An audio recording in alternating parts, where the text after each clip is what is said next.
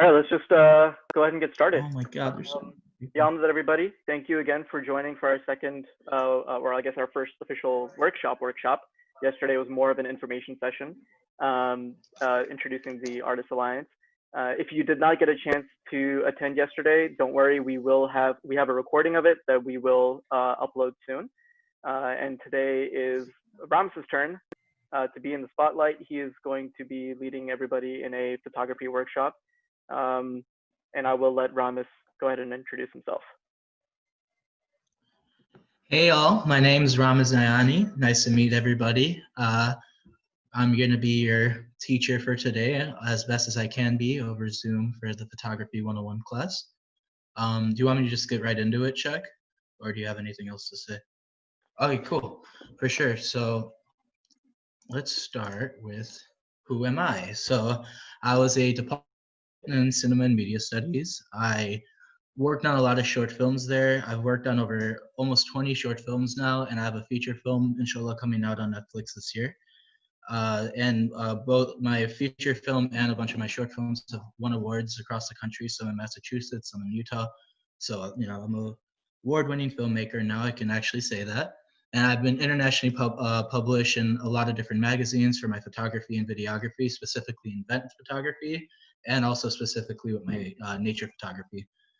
But yeah, this is just a still from one of the film that I was most passionate about working on, called Segura Adelante. We actually might have some other cool stuff planned to maybe have like a movie night during the quarantine and whatnot. So maybe we'll give this film a look. This is actually a still from a video that I made for actually Shaquille. He did a awesome cover of Mubarak Mullah. You guys should check it out on YouTube. And I had the pleasure of shooting the music video. And this is actually, it's just my favorite shot from the video, so I just wanted to include it. So with that being said, let's start with the basics. So what is photography? So photography at its core is all about manipulating light to your advantage. And we all do it no matter who we are, no matter even if we're the uncle at Dandia taking photos with his iPad. Everyone's manipulating light with every photo that they're taking, with or without knowing it.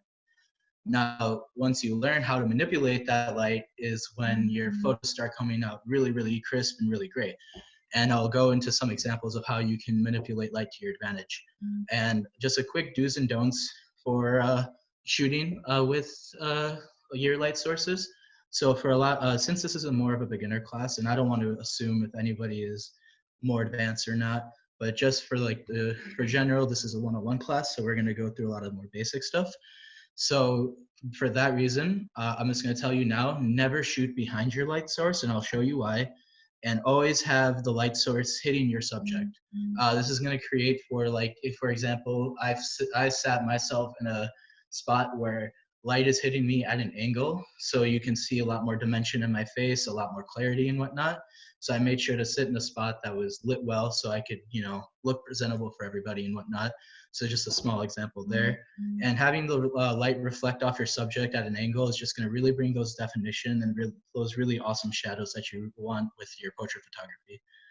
So I know this isn't like the best example, but this is a shot I took in my backyard with the light source. I used the sun as a light source, and I made sure it was hitting the flowers at an angle where it was all going to be coming out crisp and super pretty and whatnot. And you can see with these types of shots, the clarity is still really great. You get a lot of great colors here. You're not losing a lot of definition, right? But let's say if we shoot against a light source, i.e. the sun. So this is where your problems are going to start coming if you shoot against your light source, is that a lot of your photos are going to be coming a lot darker. You're going to lose a lot more definition and clarity in your photos. And overall, it's just, you're not going to have a good time shooting against a big of a light source as the sun, But we can, if we're a little bit more advanced, do a lot of really cool things taking it to your advantage, where if we want to lower our settings for specific things, and I'll get into more about the specifics of settings and whatnot, but we can still have some purposes of using your shooting in front of a light source, right? We still have good clarity here, not as great, but a lot of those really beautiful white flowers are going to lose a lot of their color, but there's still some advantages to shooting against a light source. So, and rules are meant to be broken, so feel free to experiment as much as you want. Another way to manipulate light is using your light source at doing a long exposure shot. So one cool thing about Lightroom is, if you guys can see right here, it actually shows you what settings I used and whatnot to get this specific photo. So and I'll get into the settings right now. So your shutter speed is going to be your most important setting on your camera. For phone photography, this is a little bit different. You can't necessarily control that. But if you have a DSLR, you're able to, so your shutter is essentially, when you hear that click, when you take a photo, that's your shutter actually closing and capturing the photo itself. Now, your shutter speed is how long you let your shutter be open with taking, letting the shutter take the photo, right?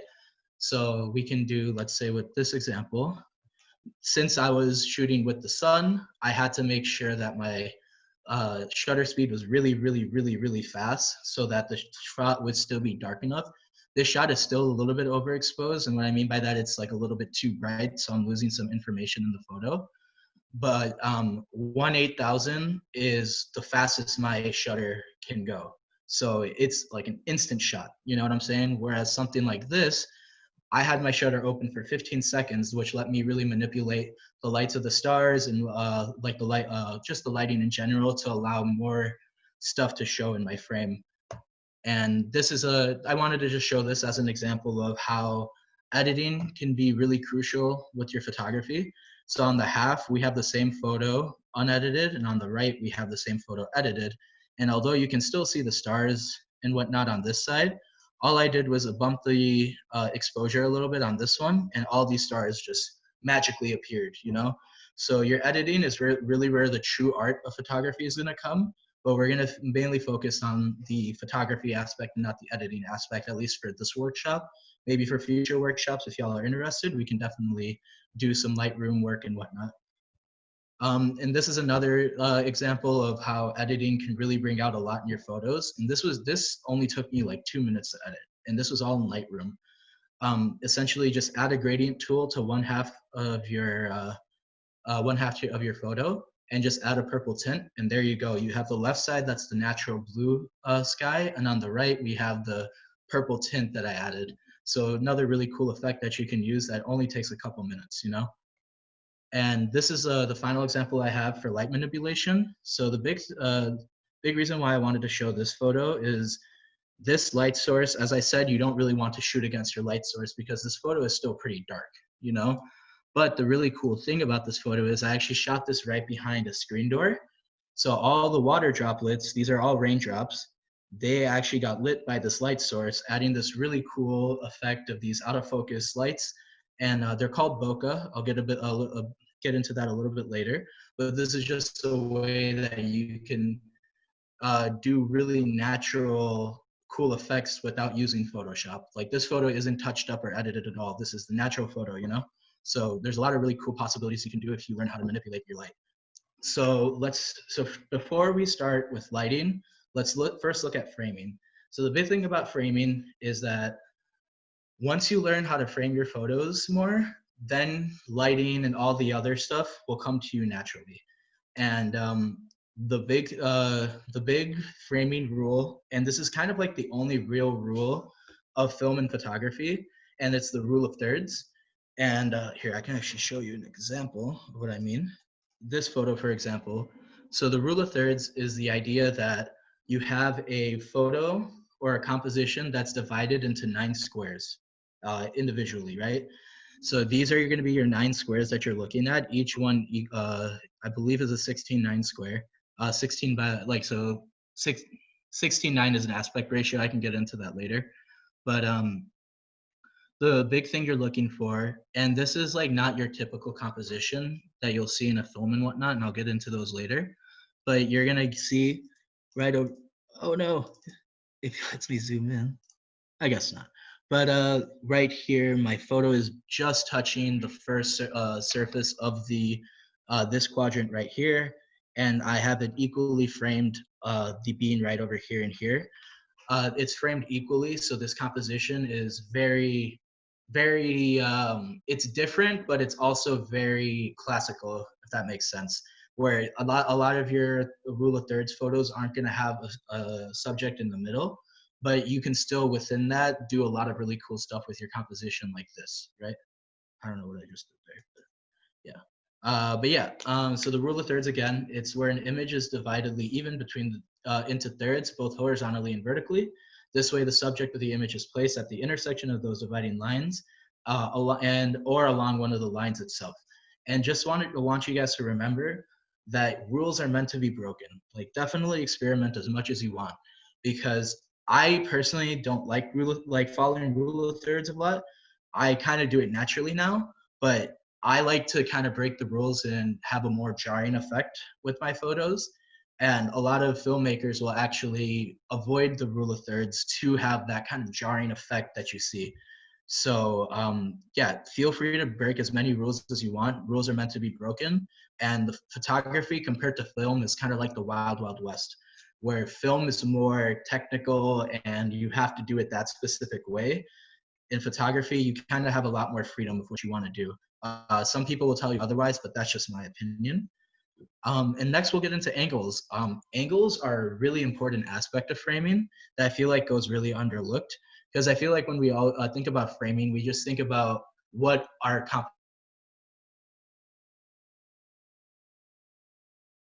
composition is within the photo. For example, the reason I have this photo of former President Barack Obama here is because if you look at specific photos of political figures, they're always shot at a lower angle. And that lower angle of us looking up to them is meant to, like, psychologically, it conveys to us that this person is a person of power, or this person is a person of authority.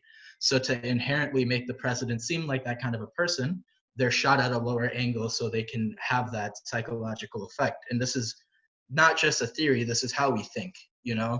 And filmmakers and photographers are really conscious of these decisions. And we can actually see with the first film that kind of started it all, Citizen Kane. I doubt any of you have seen it. It's a cool, if you want to learn a lot more about where framing and composition really first started, but it's really boring, like really, really boring. It's like a 2.5, 3 hour, just super boring film. So I wouldn't recommend just watching it with a bowl of popcorn with the family. It's definitely one that you kind of have to study. And I've seen this film probably like plus or minus 472 times because of film school, because this seems like the only film that we can ever talk about and analyze. But that's besides the point. But even back in the 1950s, or this actor Orson Welles is also the director of the film. He's thinking about these compositional ideas of, okay, my shoulder is going to cut right here, so my shoulder is going to be intersecting in one of the quadrants, and then the table is perfectly aligned right over here as well. So they're thinking about these compositional ideas even back in the 1950s, and they also wanted to have this lower angle because if you watch the film, you'll know that this character is a person of power. He's a newspaper tycoon CEO. So he has a lot of power, and they want to show that by having a lower angle. And and one that I think everyone really knows of, The Dark Knight. The Joker was shot a lot at a lower angle to show how much power he had over Batman in this film. And again, this is from 2008. This is from 1954. And you can still see these compositional ideas are still around over 50 years later, and they're still being shown even 70 years later in films today. So again, he's framed perfectly. He's covering 2/3 of the frame. So that's ideally what you want in like a medium close-up like this. And they're intersecting perfectly. I'll skip this one because we already went through this one. And this is a photo I personally took. So again, you can see that my old roommate, he's framed perfectly. He's covering most of the quadrants himself, and this one is not as classical as something like this, but this still technically is a good composed shot, even though it is a little bit different. So again, rules are meant to be broken. So you can always do something that you want to do. So before I get into the benefits of framing and angles, I actually forgot to touch on the bare bones basics of your settings on your camera. So let's just look at this photo and talk about the three main settings in your camera. So we're going to talk about shutter speed, we're going to talk about exposure, and we're going to talk about ISO. So as I mentioned, shutter is how fast your shutter is going to capture the photo. So for this one, it was 1/125th of a second that this photo was captured in. Your exposure is going to be signified with a setting that has F and then a number right after it. So that one's a little bit confusing. That's your aperture, and your aperture directly links with your exposure. Your aperture ends up being how much light you're letting into your photo. And something like f1.8, for example, although it seems like a lower number, the lower the number, the more light you're letting in. So f1.8 is an aperture that not a lot of camera lenses can actually get to. But that exposure is really important because it gives you that nice, real cinematic feel. And the way you can tell if somebody has shot on a lower number exposure, or in some cases higher, the background behind them is going to be out of focus. So for example, you can see all this stuff is out of focus, whereas my subject, he's perfectly focused. So I use a lower, I allowed more light to come in, thus letting the background be out of focus, which is gonna give you like your stereotypical nice cinematic feel to your photos. So it's really recommended that you're gonna want to shoot at shoot with letting as much light in as possible. But whereas something like this photo, again, shooting against the sun, I can't let in that much light, right? So I have to make sure that my exposure, or in this case, my aperture, is not letting in as much light. So this one, I believe, was shot at like around f20, I want to say, and that also let these sun rays kind of come out more. And yeah, so your exposure is just going to be how much light you're letting in, and typically you're going to want to have it as low as possible. But there are really cool applications with doing it with a higher or a higher number aperture. Sorry, it's a little confusing, like the way they say it, so I have to make sure that I'm saying it correctly as well. But yeah, with aperture 2, the lower amount of light that you're letting in, the more everything in the frame will actually be focused on, which is in contrast to letting as much light in as possible. And finally, your ISO is going to be, so ISO is a little bit of a tricky one. ISO is meant to compensate for the lack of light around you. So like, if the higher the ISO you have, the more brighter your photo is going to be. But also in that end, the higher your ISO is, the grainier your shot's going to be, and you're going to see a lot of grain and just really like rough stuff in your photo that you don't want.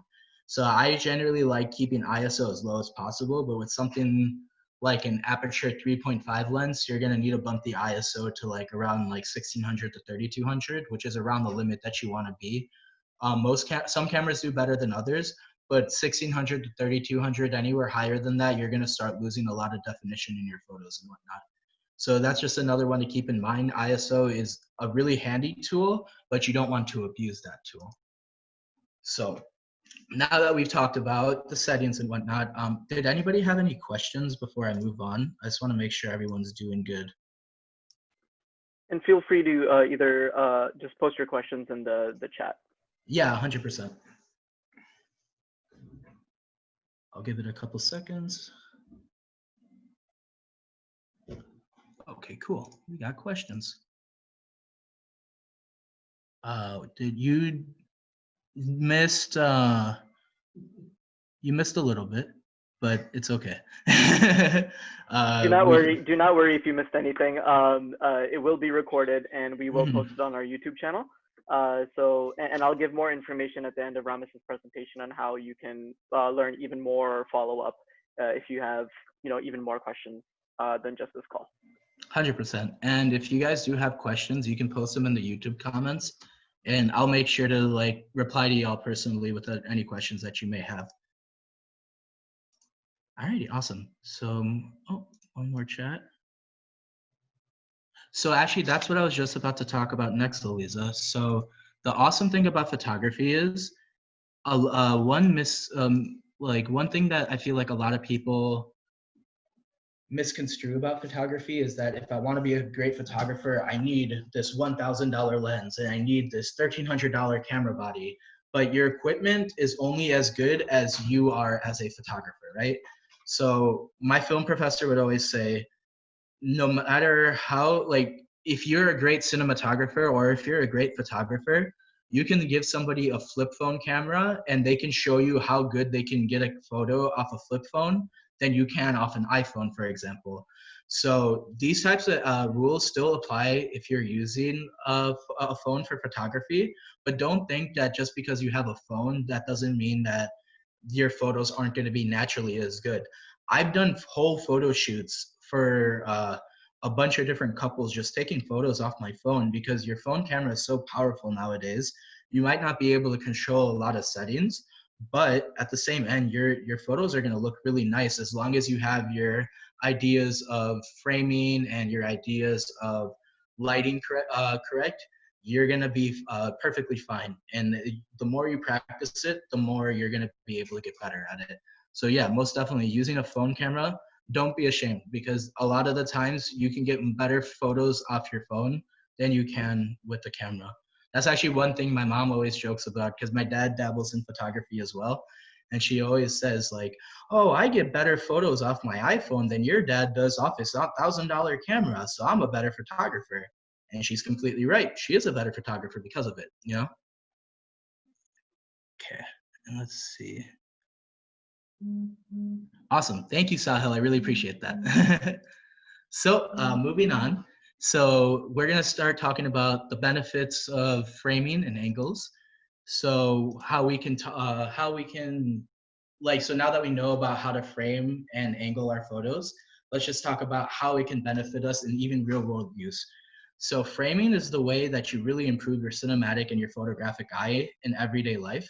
So the more you start thinking about framing, the more you're going to start walking in your local nature preserve or just walking in the woods and being like, oh, hey, if I had my camera on me or if I had my phone on me, I would shoot it like this. And you can kind of have a mental image of how you can frame specific things that you see.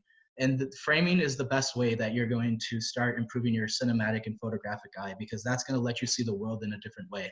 And your worldview will be completely different once you start looking at it like that. And the only way to really improve it is just by keep working. And that's the beauty of photography, especially again with our phones. I can take thousands of photos on my phone in like a 10-minute walk down the street. You know what I'm saying? And I can practice my framing as much as I want. So that's really the beauty of having these really powerful phones is that everyone can really learn how to become a better photographer because of it. Moving on from that, it'll even help you consume media much more. So the next time you're watching a film, like next time you're watching The Dark Knight, think about how many times that Joker is framed at a lower angle and like think about how that like what conscious decisions the director is making with the frame and with the composition that they're portraying in the film. And like you'll start to see these really great conscious decisions, and there's a lot to analyze with film. Like there's color theory, there's framing theory, composition theory. There's a lot of different stuff that you can learn. But this is really the introduction of starting to think like a director, starting to think, okay, how do I want to portray my story within one single frame of my 2-hour film, you know? And filmmakers don't take anything for granted, like we saw with something like shooting the president or any political figures. That conscious decision of we need to make sure he looks as powerful as possible is always there. And let's see, we had some questions. Okay, and then you'll also, if you play video games, you'll even be able to see it in your video games. I wanted to put this in there because I know Animal Crossing has been the real hot topic recently. So I took a couple pictures in Animal Crossing for this presentation of my town. And as you can see, even within my video game, I'm completely making sure that my frame is perfect, that my house is in the absolute center of the frame. And I made sure my composition is still great, even within a video game. And that's just, I did that naturally. You know what I'm saying? Like, I didn't even want, like, do that on purpose. It just came to me naturally because of how much I've like learned about framing and whatnot. This is another really good photo to show how framing can really like bring out a lot in your photo. So like I had him stand right below a street light, and that's how I lit this photo. And it looks like a studio photo, but all I did was I put my roommate underneath a street light, and that's how we shot the photo. But the way I framed the photo was still good enough, was good where to the point it doesn't look noticeable that that's the only light source that I had. If that makes sense. And I just wanted to show this example off. This is from Grand Budapest Hotel by Wes Anderson. And just to show off that, yes, these people are always conscious about their framing. And this might not be as classical of a framing example, but this is, honestly, Wes Anderson is where I've stolen most of my style from. He's my biggest inspiration to the point that it's kind of plagiarism. So you'll see me frame a lot of my shots similar to this, and that's why I wanted to show that one off. And I saw some people had some questions. So let's see. Oh, okay, it's just Shaq telling everybody and whatnot. Oh yeah, actually, that's a good point that you brought up, Sahil. Portrait mode on your iPhone. That is a perfect, clear-cut example of your phone camera lowering its aperture so it has that blurry background. Portrait mode is a really, really, really cool device, but once you kind of learn what they're doing, it's not as impressive because you can kind of do that naturally with a good camera. But it's really cool that they provided that resource because I never knew that photos could be that cinematic off your phone camera. So portrait mode is just an example of how allowing more light to come into your photo can give you that really blurry background and that really beautiful type of shot. So yeah, let's start to move on to lighting. So lighting is the most fun part of photography, in my opinion, because the possibilities with lighting are completely endless. There's infinite possibilities with lighting because even pushing your light 1 inch to the left or something will make the difference that you need with lighting. So let's talk about how we talked about manipulation of light. So let's start to look on how we can make that light artificially. So we'll touch on point lighting, and this will be the last real slide that we look at. So point lighting, there's a lot of different forms of point lighting, but the main two that they'll teach you is 3-point lighting and 4-point lighting. 3-point lighting, once you learn 3-point lighting, you'll be able to learn also the rest of the versions of point lighting pretty easily. 4-point lighting is kind of what the industry standard is now, but 3-point lighting is kind of like the introduction of how to make light artificially. So you have 3 main lights. Actually, let's go to our diagram. So we have the key light, we have a fill light, and we have a backlight, right? Our key light is going to be the main light that's going to be shining on our subject right here, right? It's the closest one to them. And this light is really going to be the one that's providing most of the light that's hitting your subject. It's going to be the one that's really lighting your subject the most. Your fill light is going to be something that's really going to balance your entire shot. It's going to round out the shot, the lighting that you need. And the backlight is meant to just cut out any shadows that might come from it. So the reason why they're shooting this light behind the subject like this is to cut the shadows out that this light and this light create.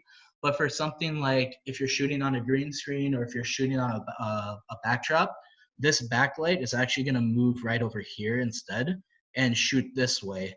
And that's just going to remove the shadows from the backdrop itself. So just good stuff to keep in mind. And the reason why you want to do 3-point lighting mainly is to bring a lot more dimension into your subjects. They're gonna like just look more realistic and more human-like, and just have more dimension and more shadows within their photos if you do your 3-point lighting this way. And this one's a bit more of an advanced technique. Obviously, not all of us are going to have the opportunity to have access to awesome studio lights like this, but it's just a good thing to keep in mind for the future. And again, whatever way you manipulate a light, doesn't matter if it's a desk light or if it's the sun, you can manipulate a light anyway. So just make sure to keep those things in mind when you're shooting, and even your iPhone shots are going to look beautiful. And lastly, I want to just talk about bokeh.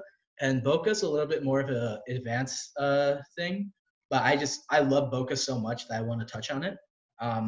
So if you've ever seen photos with little autofocus circles from the lights in the background that kind of create this beautiful light confetti, that's bokeh. And I'll show you guys an example. I showed one earlier. So these autofocus lights, for example, are what your bokeh is going to be. And there's a lot of really cool examples of great photographers getting pictures within trees and bringing light within, passing through the trees as bokeh. Like something like this, for example, you're gonna have these trees that have branches that are letting light through, and if you can get them out of focus, you'll get these really cool circle effects around them.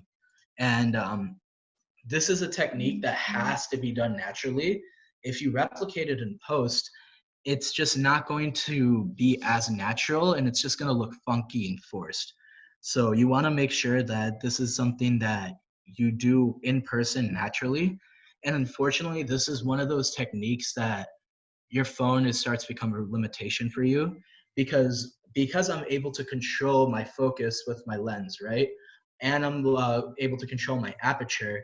I'm able to control how much bokeh I want and where I want my bokeh. Whereas on an iPhone, you have that kind of a limitation in that. So that's one thing that is a little bit advanced, but if you guys have probably done it naturally through your photos yourself. So let's look at an example of a shot with really great bokeh. Thank you, Ramis. I know this shot was amazing. But this was a really cool night. Chicago, the first time I've ever seen it, where the ice frozen on the street signs and these icicles, they were frozen on the outside, but still liquid in the middle. So it was really it was just a really beautiful night. And I used that glare that was coming off of it to reflect off the light that was right behind this street light. And because of that light reflection, I got this explosion of bokeh. And this it's one of my favorite shots I've taken because I really love bokeh. And this kind of will show you why you can't really replicate bokeh unnaturally, because as you see, they're overlapping with each other and it just looks more natural. Whereas if you try to do bokeh in post, again, it's just going to look forced and it's going to look unnatural. Okay. Sorry, I saw a question. Okay, Muskan was asking how they can get bokeh just kind of like this. So again, your bokeh, the way you can get bokeh is lowering your aperture to like f1.8, you know, and focusing on the main subject. So for this example, like the street light, and making sure there's fragmented light sections behind your subject, because those fragmented light sections are going to be out of focus when you take the photo. So actually a really great way to practice it is taking photos of Christmas lights. I have Christmas lights all over my room. I go in after Christmas and buy everything in 90% off. And I get all the Christmas lights I can, because those are the best way to really practice bokeh. And those fragmented light sections are just going to become little beautiful circles for you. So yeah, if you want to start practicing it, I would definitely recommend going to Walmart and grabbing some Christmas lights and trying to get them out of focus. But yeah, that's all, folks. Thanks for coming to the workshop. I'm going to open the floor to any questions that anyone may have. Feel free to unmute yourselves when asking those questions. And yeah, feel free to ask any questions that you want. And Give I'll me have one some other second. I info. just have to allow them to be able to unmute themselves. You Okay, can cool. also, you should be able to unmute yourselves now. You can also ask in the chat. But just before you guys ask your questions, just a real quick shout out. First of all, thank you, Ramis, for doing this presentation. This was extremely, I learned a lot and I live with you. So I'm really excited to try all these myself. But just for everybody on the call, I already pasted it once in the chat. But if you do have more questions or if you have to leave right now, I'm posting again once more the link to, I sound like Bernie Sanders. I am asking once more for you to sign up for our Slack group. This will allow you to ask even more questions, like if you want to get more detailed about the bokeh, how Ramis does that, or different lighting, how you can get different effects with your lights. Please join our Slack group so that you can just ask us there and stay involved with all the other workshops that will be coming up. And yes, Muskan, all the workshops will start at 5 p.m. Central Time, which is 6 Eastern or 3 Pacific, or whatever time zone you are. But yes, please, opening the floor for questions. Oh, and one more thing before the questions. I actually wanted to do a quick little contest for everybody that's in the call right now. So Shaq and I had the idea, oh, mainly Shaq, but let's be honest. But we had the idea that everyone in this call has a cool opportunity that they can submit photos by posting them on Instagram, tagging a Smiley Artists Alliance on Instagram and using the hashtag IAA photo contest. And whoever has the best photos, let's give it a week. So by next week, whoever has the best photo submitted is going to get featured on our Instagram page. So if you want to be on the Smiley Artists Alliance Instagram, you want to be highlighted for one of your shots, start posting on Instagram and start posting on Instagram, and like we'll go through each photo and pick the best one. Also, if you for some reason are not on Instagram or Facebook, you can also email it to us, which is smileyartistsalliance@gmail.com. I'll put that in the chat as well. Yep. Yes, questions. Yeah, I mean, anyone have any questions? I can touch on, even if you have want an answer from something that wasn't in this presentation, I'm more than happy to answer it for you.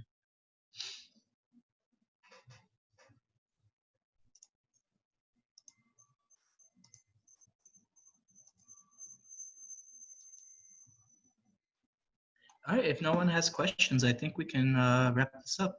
Or thank you, Seema. We really appreciate it. That's my mom. Oh, thank you, Auntie. We really appreciate it. Great stuff, boys. Thank you, Farhad. Thank you to everybody who joined. Again, we have another workshop coming tomorrow from another amazing core team member, Amber Swani. She's going to be going over pre-production on everything to do with to set up before you actually start your film shoot.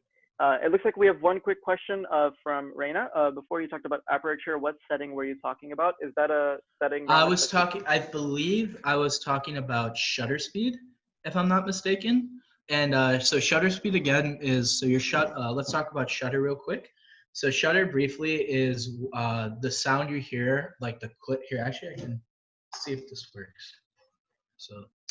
So if you heard that click, I don't know if you guys can hear that, but that click is your shutter actually closing and capturing your photo.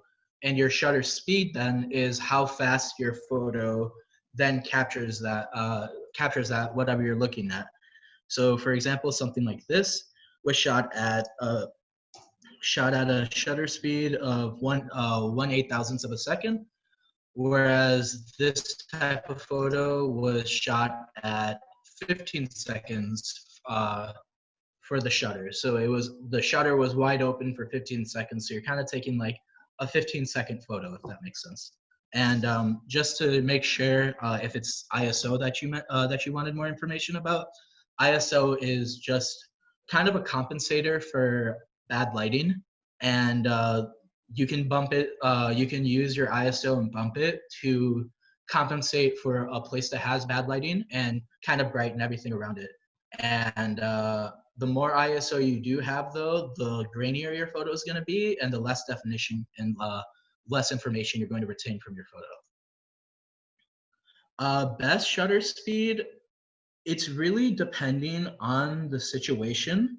So if I'm indoors, so let's say if I want to take a photo right here where I'm sitting right now, and I had these blinds closed, and I only had my ceiling light to use as a light source, right?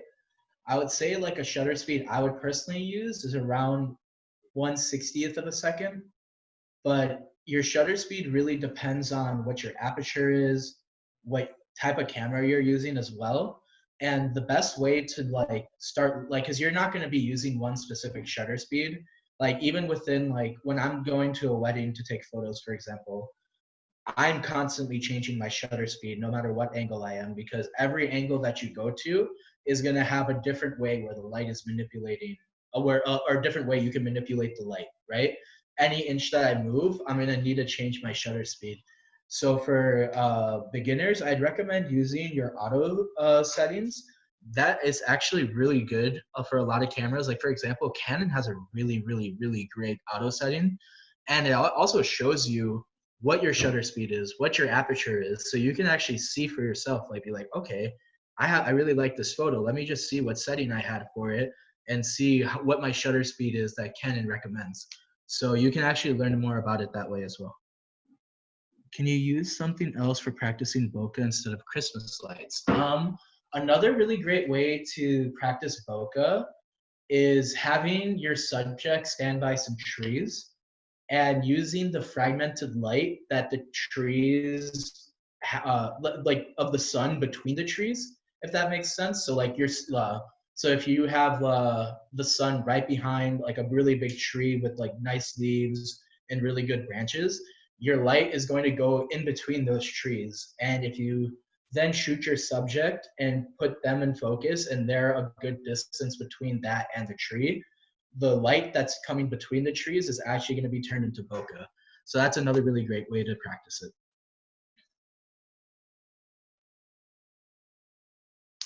Any other questions at all?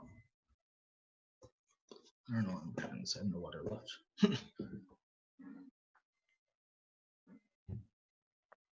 All right. It looks like we are good with questions. And again, please join our Slack group, or even just follow us on Instagram and Facebook if you have questions. We're always ever ready to answer them. And Ramis is clearly very passionate and always willing to help out.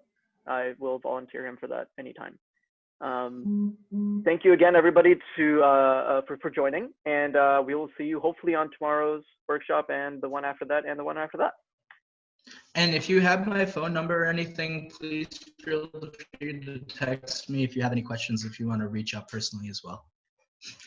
Alrighty, take care, everybody. Have a great day. All right, guys. Thank you for coming out.